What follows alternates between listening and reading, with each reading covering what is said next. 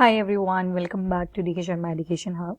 तो आज के लेक्चर में हम देखेंगे social life of Rigvedic Aryans. इससे पहले हमने पॉलिटिकल लाइफ देखी थी कि उस टाइम की पॉलिटी कैसी थी, पॉलिटिकल स्ट्रक्चर कैसा था, तो वो हम कंप्लीट कर चुके हैं। तो आज का जो लेक्चर है that is mainly focused on Rigvedic period का सोशल लाइफ की सोसाइटी कैसी थी, लोग कैसे रहा करते थे, तो वो सारी चीज देखेंगे आज के लेक्चर में। तो बिना देरी के स्टार्ट करते हैं।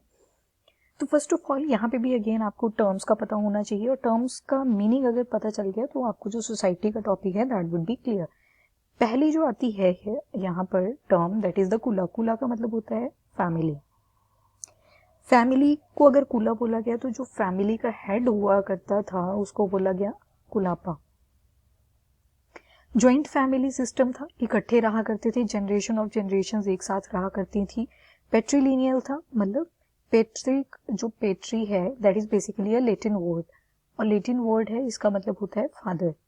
तो यहाँ पे जो सोसाइटी थी दैट वाज पेट्रीलिनियल, मतलब जो फादर कह देंगे वो डिसाइड हो जाएगा। ठीक है, फिर उसके बाद एक यूनिट आती है दैट इज द विस। विस को ही क्लैन भी कहा गया है, और यहाँ पे इसका मतलब होता था कि जो एक ग्रुप होगा उस ग्रुप की फैमिलीज क्या होंगी, पार्ट होंगी।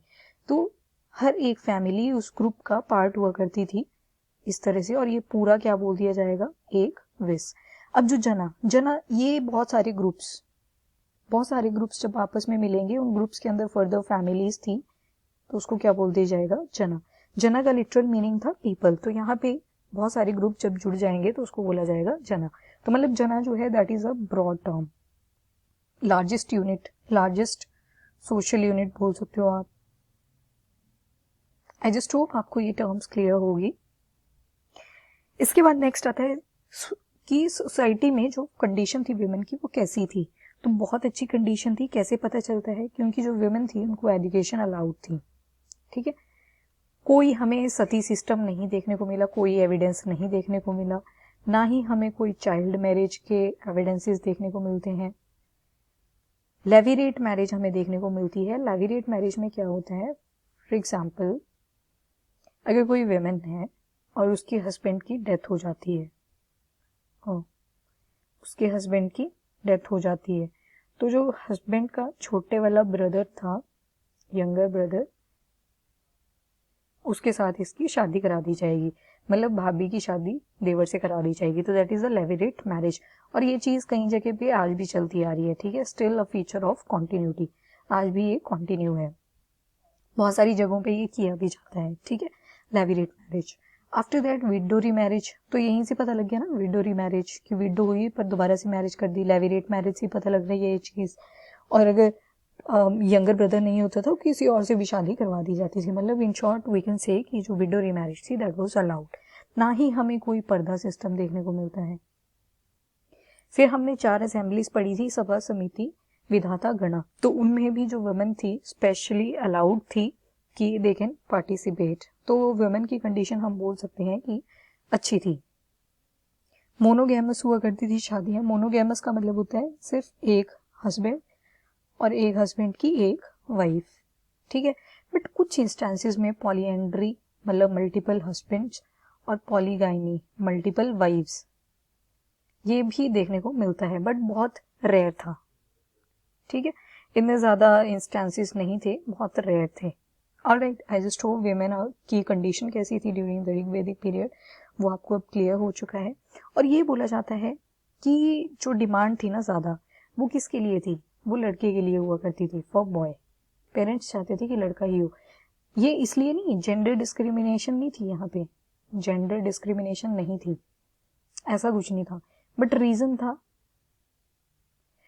Martial status.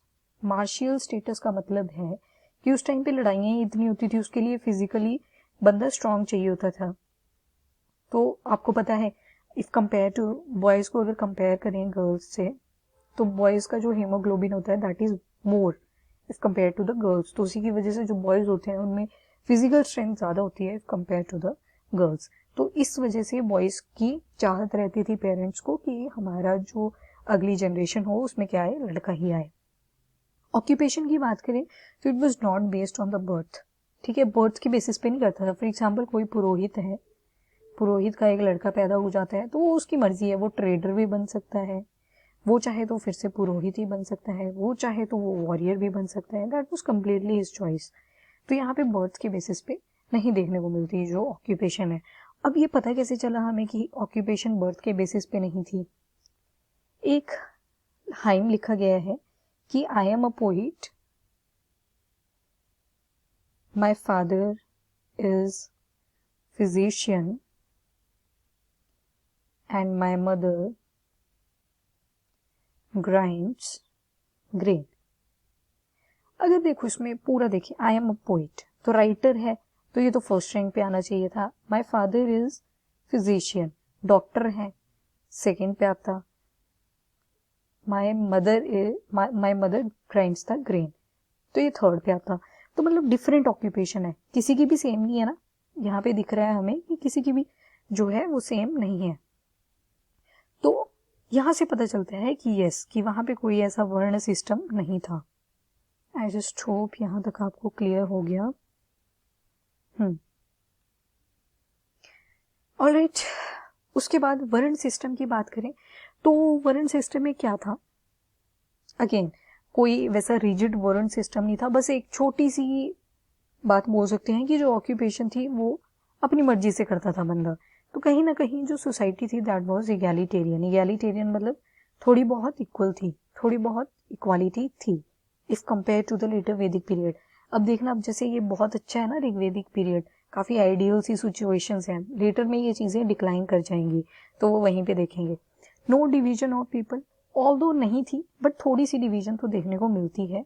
और वो कैसे मिली है? वो मिलती है in the form of colour.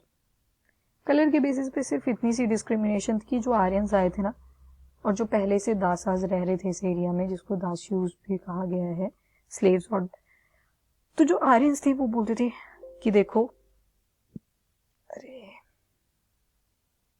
कहाँ पहुंचे थे, हाँ यहाँ पे। तो जो आर्यंस थे ये बोलते थे कि देखो हम भाई फेयर कॉम्प्लेक्शन के हैं तो हम ज्यादा सुपीरियर हैं, और दासास को बोलते थे कि तुम डार्क कॉम्प्लेक्शन के हो तो आप इंफीरियर हो। तो यहाँ से बस इतनी सी डिवीजन थी और कुछ नहीं थी, कलर के बेसिस पे थी। ठीक है, तभी बोला कि पूरी तरह से इगैलिटेरियन भी नहीं बोलेंगे but somewhat it was egalitarian. ठीक है, और जो इवन दो अगर आप वर्ण सिस्टम देखो ना, ये जो वर्ण सिस्टम था इसकी बात कर रही हूँ मैं अब। तो ये जो वर्ण सिस्टम था ये आपके ऋग्वेदा में तो मेंशन है, कौन से मंडल में है? तो मंडल 10 जो मंडल है उसमें एक पुरुषुक्ता हाइम है, उसमें हमें देखने को मिलता है दैट इज वर्ण सिस्टम, बट रिजिड नहीं था। और यहाँ पे आप देख सकते हो कि मंडल 10 में जाके ऐड हुआ है। तो इससे पहले जो मंडल 2 to 7 है उसमें सारी फैमिली बुक्स हैं। ठीक है, फिर वैसे मंडल 8 है उसमें कन्वर फैमिली से रिलेटेड बातें करी गई हैं। तो आप ये बोल सकते हो मंडल 10 में ऐड हुआ जाके वर्ण सिस्टम। तो कहीं ना कहीं ऑक्यूपेशन की बात करी गई थी, उसमें भी वो रिजिडिटी नहीं थी। बट जब आप पहुंचोगे लेटर वैदिक पीरियड में तो वहां देखोगे कि बहुत ज्यादा रिजिड हो गया था ये, और उससे बहुत सारी एट्रोसिटीज होनी शुरू होगी। So this is all about your Rigvedic Aryans. अभी के लिए इतना ही। सो वीडियो को लाइक एंड शेयर जरूर करें एंड चैनल को भी सब्सक्राइब करें। Till then bye bye, take care, thank you and have a nice day.